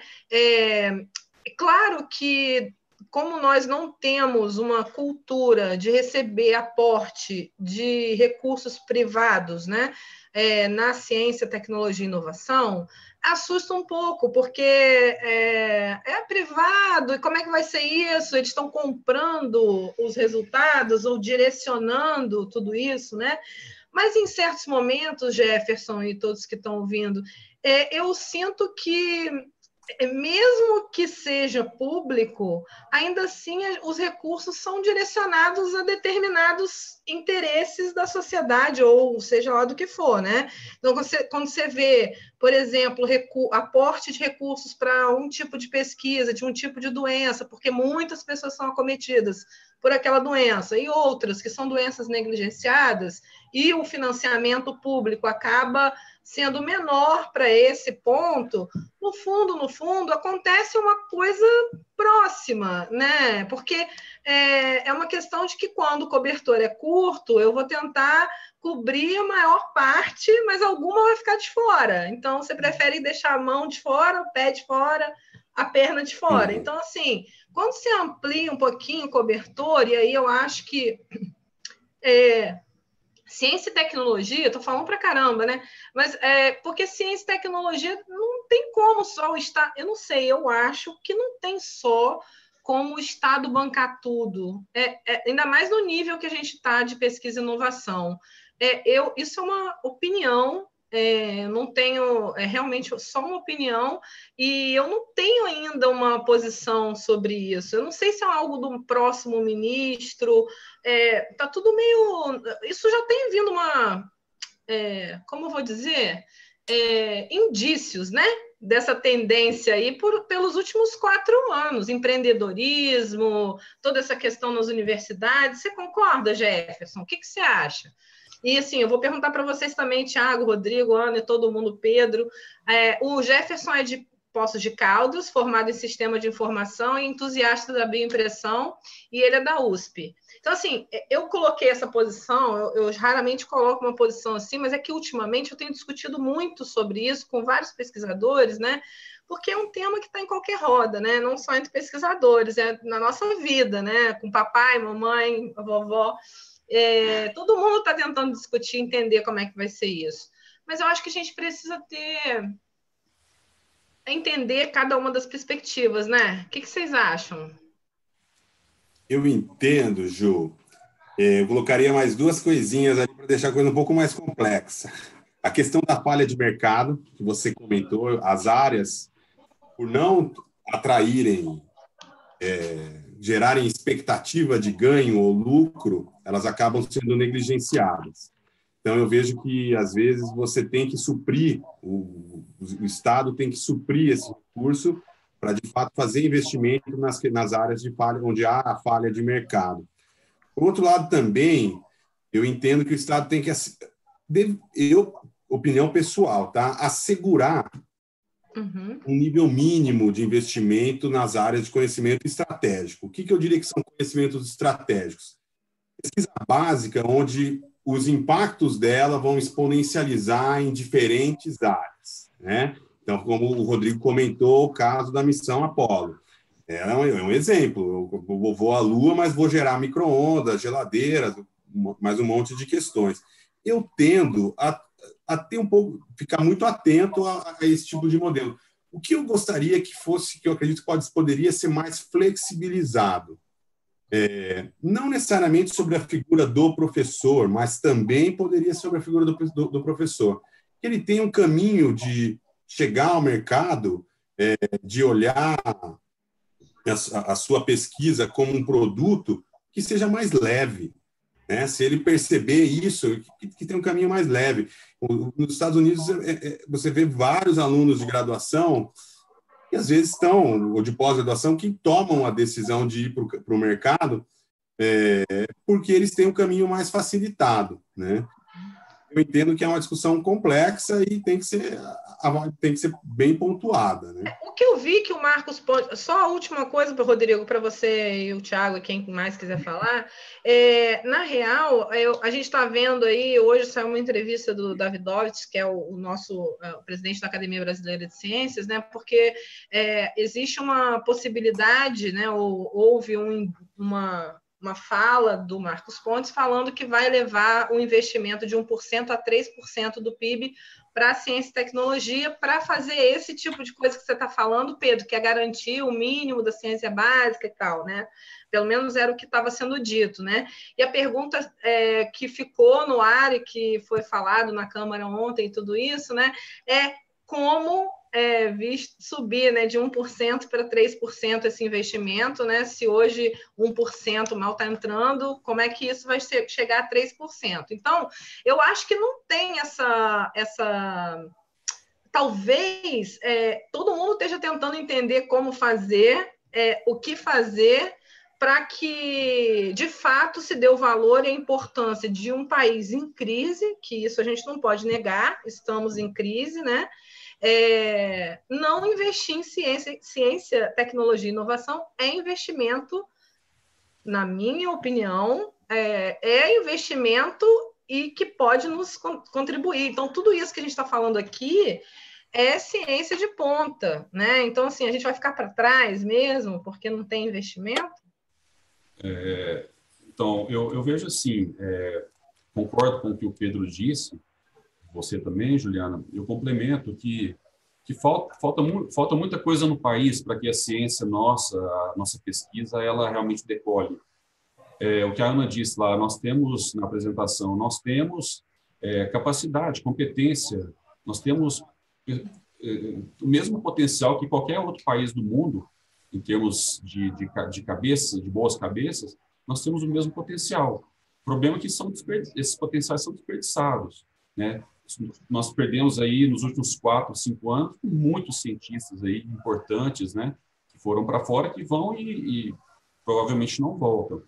Outra coisa, com relação a esse marco regulatório, acho que algumas reformas em termos de, por exemplo, desburocratização, né? Então, por exemplo, lá no CTI, falando um pouco das instituições governamentais, que mesmo um recurso vindo, por exemplo, de uma Petrobras, que a gente recebia lá, que é um órgão estatal, mas não completamente estatal, mas por isso você tem todo um trâmite, passar por uma fundação, que tudo bem, mas assim, é um processo lentíssimo. Então, você passa por uma fundação da Petrobras, passa por uma fundação a qual o CTI está ligado, por exemplo, e aquilo ali rolam meses, né? Enquanto isso, o tempo está sendo perdido.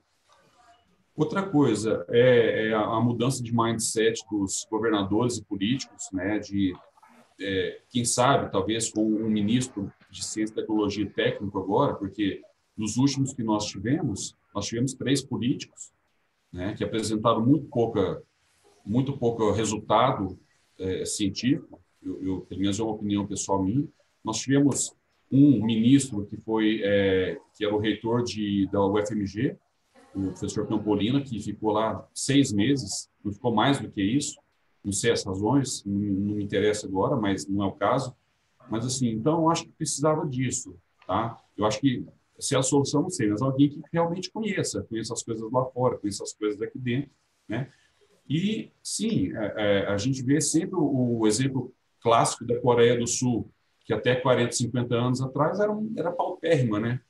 E hoje é um expoente, né? Construindo centros, eu estive lá uns 4 anos atrás, construindo centros na área de saúde absurdos, com recursos absurdos, astronômicos, né? E tudo isso por quê? Porque começa lá na base, né? Então, é isso também que falta para a gente, que os Estados Unidos fazem muito bem, né?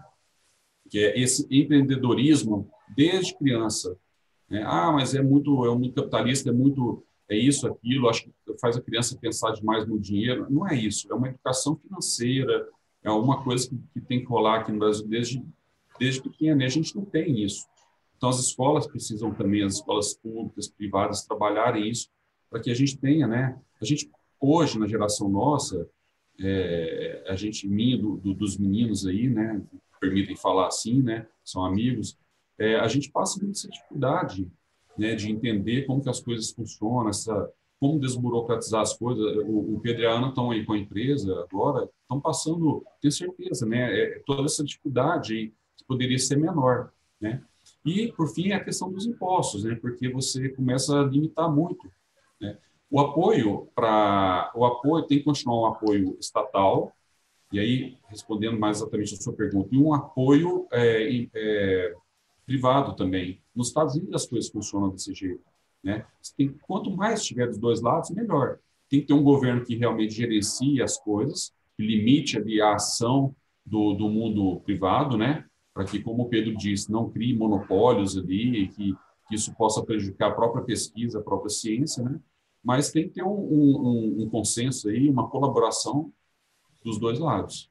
Mas o desenvolvimento da bioimpressão no Brasil está dependendo desse caminho? Assim, vamos falar da bioimpressão, que o investimento não é baixo, né? É um investimento alto e de longo prazo, pelo que vocês pelo que a gente aprendeu um pouquinho aqui hoje, né? Então, com um impacto alto, mas investimento não é tão baixo e não é resultado a curto prazo. Então, como é que vocês veem isso? Vocês, Ana e Pedro, que estão dentro de uma área de desenvolvimento de equipamentos, estabelecendo protocolos para bioimpressão. Você também, Rodrigo, que está dentro dessa perspectiva e também nas aplicabilidades. Você, Thiago, que pretende para o doutorado nessa área. E aqui a gente tem o pessoal falando ainda sobre essa questão da iniciativa privada, né? A Aline está falando que a iniciativa privada é bom porque amplia a gama de estudos, troca informações, amplia o network de todo mundo, que todo mundo ganha. E o Jefferson está dizendo que a visão dele também vai por esse caminho, né? Que é necessário investimento à pesquisa até para tentar conter o êxodo, como você falou, Rodrigo, dos pesquisadores que estão indo embora, né? E também, aí ele diz que o marco regulatório deve ser muito bem estruturado para proteger as universidades e pesquisas dos interesses de determinadas corporações. Concordo plenamente. E ele diz que concorda com o ponto de que hoje há um grande abismo entre o pesquisador e o mercado, como comentado, e está agradecendo pelos esclarecimentos de vocês. Eu acho que esse abismo está diminuindo, eu tenho muita esperança que ele esteja diminuindo, que a gente, como pesquisador, também esteja amadurecendo nesse diálogo, né? Então, mas eu queria voltar a essa questão, né, da perspectiva de quem quer estudar o tema, né, entrar nessa área pela pesquisa, entrar por essa área como vocês, de desenvolvimento de negócios, e eu acho que o Rodrigo está fazendo essa ponte, né, um pouco, né, Rodrigo, entre esse desenvolvimento e essa questão. Vocês ainda orientam? Como é que funciona, Ana, Pedro? Rodrigo, acho que sim, não sei. Conta para mim, como é que é isso para quem quer entrar nessa área? Tipo, o que vocês... Qual o conselho? A dica. Podem falar, Pedro e Ana. Parece que travou a imagem. Travou. Será que eles estão lá ainda? Caíram? Bom, eles caíram, mas eles devem estar voltando. O que você acha, Rodrigo? Bom, para quem está começando, né, essa área de bioimpressão, Ju, pessoal, né, Thiago, ela é uma área, assim como várias outras, muito nova, é uma área que realmente demanda recursos, é uma área que, como está muito no início, a gente acaba encontrando muitos obstáculos, por exemplo, com órgãos de fomentos, né? Uhum. de forma alguma, sendo ingrato com o apoio que nós já recebemos de FAPESP, de CNPq, CAPES, né, outros órgãos, de forma alguma, nós somos muito gratos a isso.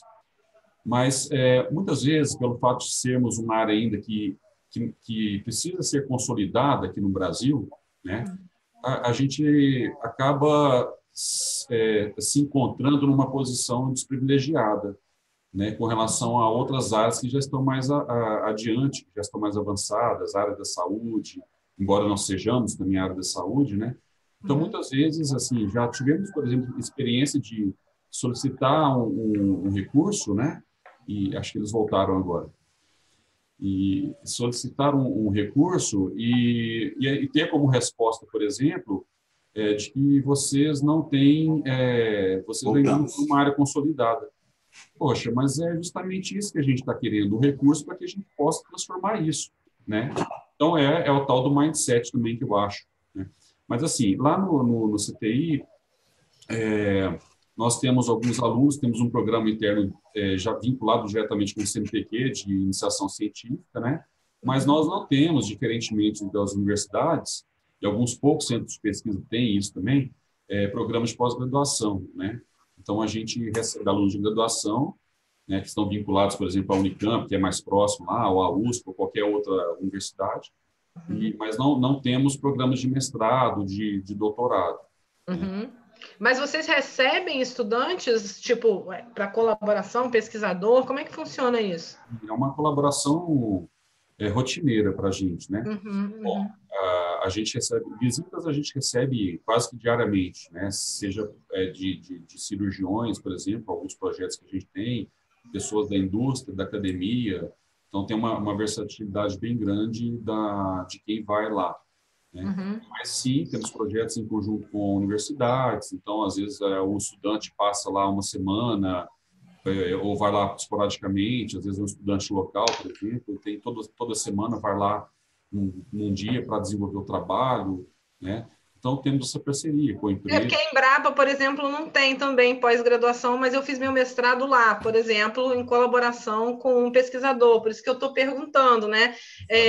Então, Ana, Pedro, voltaram? Tomaram um tombo? Então, Ana, eu estava falando sobre essa questão, eu não sei se vocês ouviram minha pergunta, que o Rodrigo também já respondeu. Vocês ouviram? Sobre a questão do financiamento e a bioimpressão, né? Isso. Então, Ju, o que a gente vem sentindo?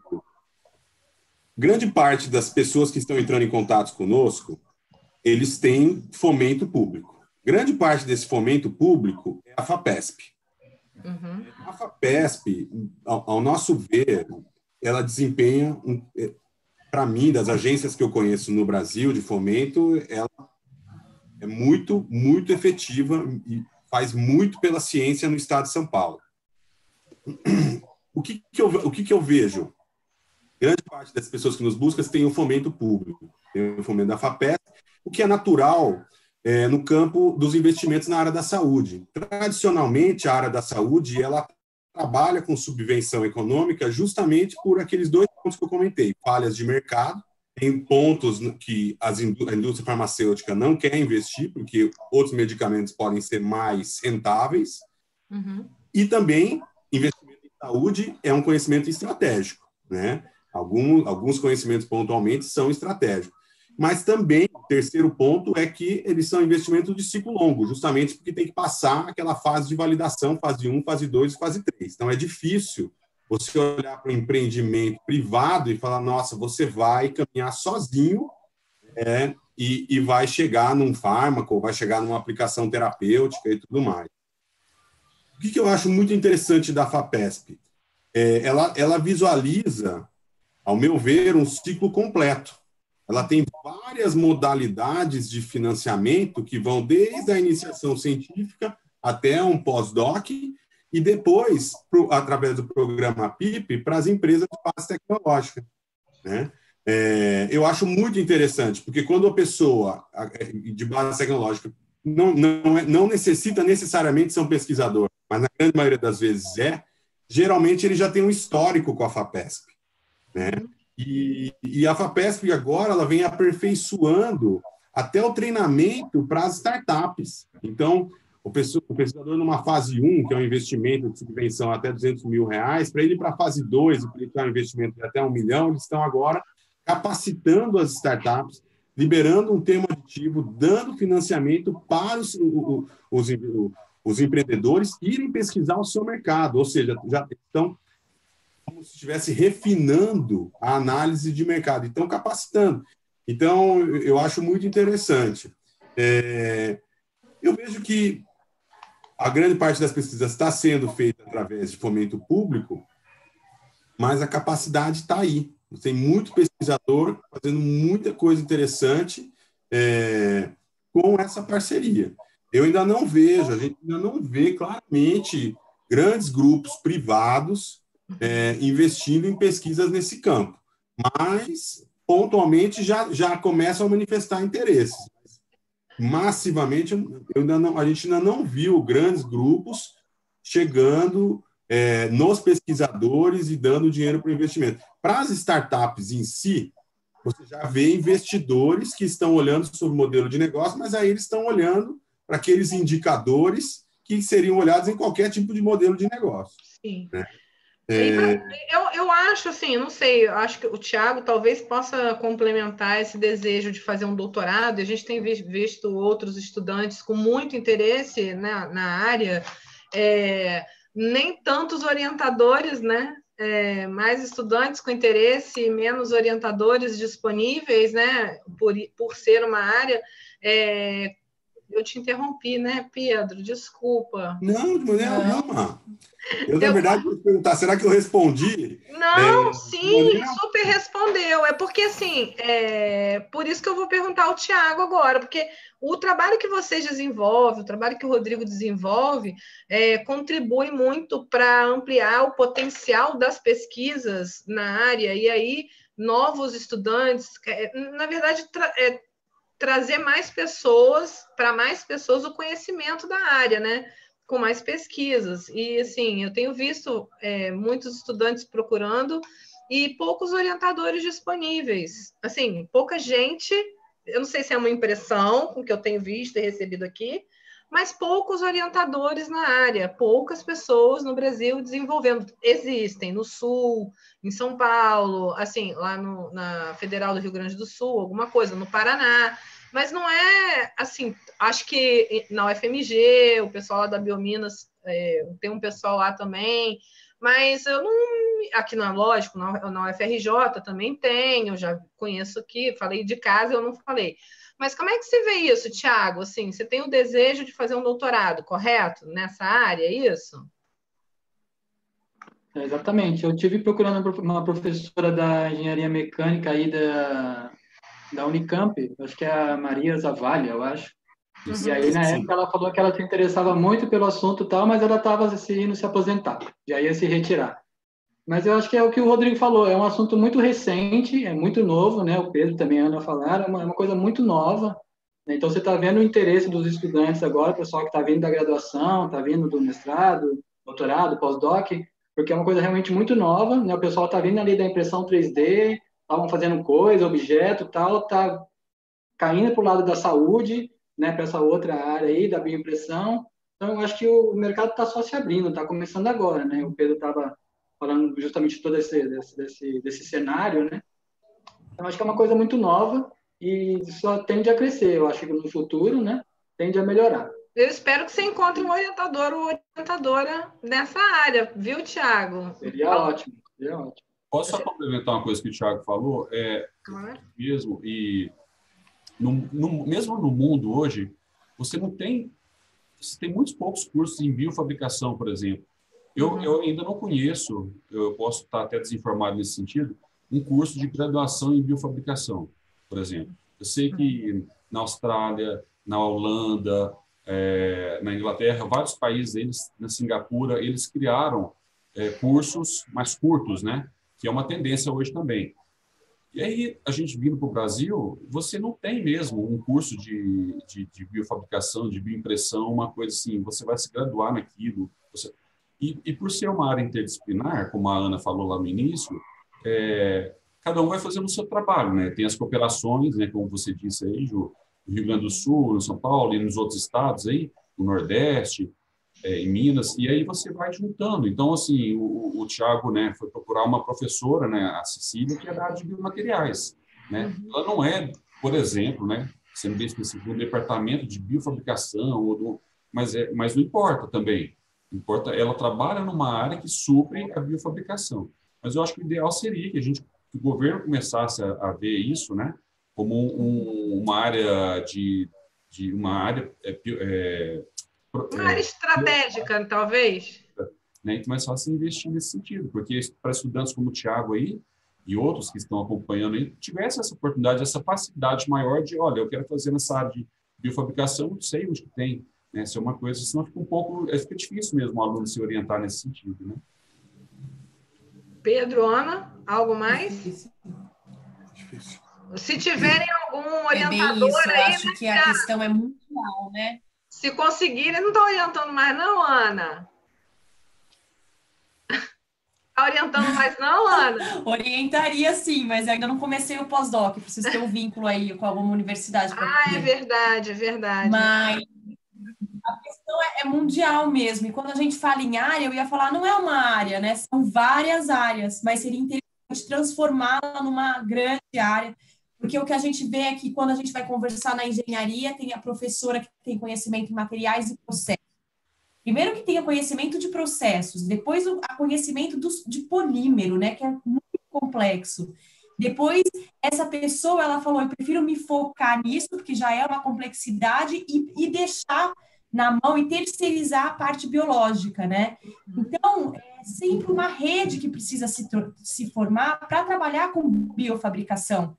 E eu tenho visto na UFABC, que eu fui conversar com a professora Sônia Malmonde, ela falou, eu faço a parte de processo. O professor Arnaldo, ele trabalha com a parte biológica de célula. Eu nem quero olhar para aquilo, porque já dá conta, né, de ter todo esse conhecimento, que precisa não só de ser um conhecimento superficial, mas um conhecimento aprofundado de cada uma das áreas, né? E prático, experiência da bancada, né? Isso falta muito. Muito se fala em biofabricação, mas precisa-se muito da bancada. Tiago, te desejo toda a sorte do mundo. Se a gente puder colaborar com alguma coisa, não sei exatamente o que você quer, mas tenho certeza que, bom, temos nos encontrado para falar de bioimpressão por aqui, né? E é tão bom que parece um mundo maior do que eu imaginava, né? Assim, o interesse de fato. Eu tô, assim, se vocês não tiverem mais perguntas, eu vou pedir para cada um de vocês falar, o pessoal aí que está vendo a gente, o que vocês, como é que foi a experiência. E eu estou muito, muito sentida porque a gente não conseguiu fazer esse papo pelo Facebook, fez pelo YouTube. Está registrado, mas eu realmente estou bem sentida porque tinha muita gente aguardando essa conversa. Então, assim, está gravada aqui também no Zoom, eu gravei, além de estar lá online. E assim, eu gostaria muito de já convidar vocês, a todos que estão aqui. A gente vai parar a rede no final agora desse mês e vai voltar em março. Eu já gostaria de convidar vocês, Rodrigo, e quem vocês indicarem, para uma outra rodada de conversa, viu, Ana, Pedro? Para mais pessoas eu vou compartilhar, mas eu senti que deixei a rede na mão, né, hoje. E assim, porque muita gente me pediu essa conversa, realmente, várias pessoas estavam aguardando, e assim, foi uma conversa incrível, eu aprendi muito, eu acho que a troca foi importante, e eu fiquei com, assim como no da Carolina, mais uma vez eu senti falta de mais um pouco, porque é um processo, né? Então, daquele papo para agora, a gente já viu um caminhar, né? Assim, uma evolução. Imagina em março que tem mais outro caminho, a gente vai ter mais uma ideia de como está a questão legal, burocrática, né?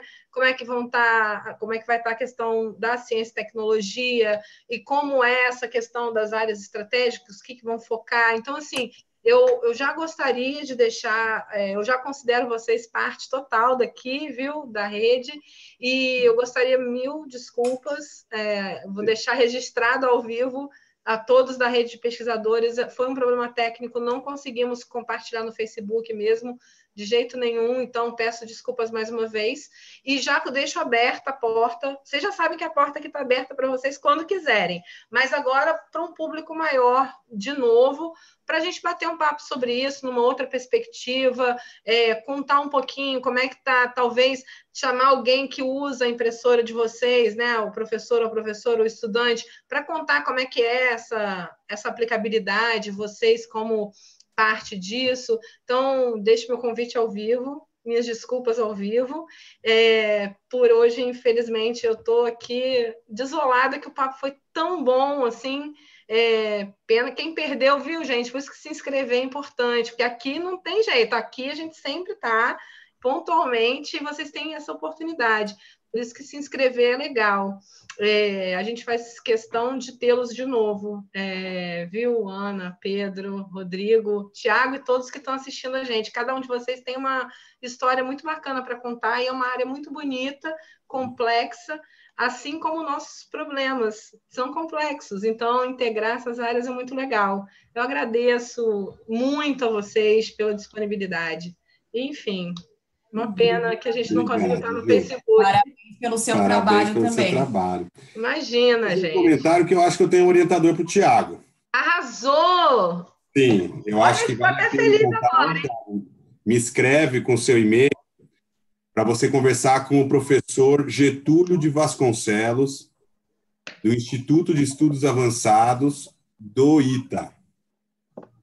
O professor Getúlio, ele é coordenador do laboratório de laser, ele já tem equipamento de sinterização, porém para outras aplicações, mas o professor Getúlio ele está muito próximo do brigadeiro Elias Mattielli, que é o coordenador do laboratório de bioengenharia. O ITA está se capacitando no laboratório de bioengenharia, e o professor Getúlio é uma pessoa com muito conhecimento na área de lasers, ele tem o interesse de caminhar as aplicações para bio, e com esse laboratório de bioengenharia que está se formando, ele está envolvido. Ele tem também, o laboratório de lasers recebeu um equipamento muito avançado, um equipamento alemão de bioimpressão, a gente não sabe se ele está funcional já, mas a gente esteve lá avaliando a possibilidade de colocar ele em uso, e, Tiago, acho que seria bem interessante, se quiser pegar o nosso e-mail, nos escrever, a gente faz essa ponte. Ele é uma pessoa com muito conhecimento e acho que ele teria muito interesse nessa sua bagagem, que, conforme você já nos passou, de fazer, você já parece ter bem o caminho entre esses dois campos, e acho que ele teria muito interesse também, e a gente pode fazer essa apresentação sem problema algum. O Jefferson está parabenizando. E está falando, viu, Tiago, para você mandar notícias pela rede. Mande sim, porque eu acho que o Jefferson, mais pessoas podem se beneficiar. E olha a dica, mais uma vez, né? Anjos, esses dois são anjos, Tiago. Pode escrever aí. Eu vou te escrever, tá, Pedro? Obrigado. Combinado, Tiago. E assim, eu vou passar para vocês também, viu? Rodrigo, você está convidado também a falar aqui com a gente especificamente sobre o CTI. Eu acho que muita gente conhece, né? Mas, assim, nunca é bom. Eu conheci antes um pouco com outra iniciativa que eu estava, que era o Hacking Health, que tem um pessoal do CT envolvido, né, em toda essa questão, e depois a Ana e o Pedro. Então, assim, mas vale muito a pena as pessoas entenderem melhor o que se faz aí, né? Eu acho que vale a pena você voltar e contar um pouquinho sobre o trabalho do CTI. Está super convidado, tá, Rodrigo? Agradeço, Juliana. Até esqueci de agradecer inicialmente, né, o seu convite, da rede de pesquisadores também. O Pedro e a Ana pelo convite, o bypass por eles, né? Então, agradeço bastante. Me coloco à disposição para próximas conversas aí, um prazer muito grande, né? E para o Tiago, que conhece lá o CTI também, ele sabe, tem um equipamento de sinterização lá também, né? Então, assim, de repente pode, com esse meio de campo que o Pedro e a Ana possam fazer com o ITA, se tiver uma certa facilidade para o Tiago também, ele pode, né, eventualmente usufruir do equipamento nosso lá para algum experimento, né? Então, a gente também se coloca à disposição aí, somando aí a proposta do Pedro e da Ana. Né? Seria ótimo, viu, Rodrigo? Obrigado. Foi um prazer falar com vocês. Ai, só amor, obrigado, gente. Obrigado por hoje, por tudo, e um beijo para vocês. Hoje eu não posso nem me despedir do Facebook, que não tá lá. Obrigada, gente. Eu vou encerrar a nossa live.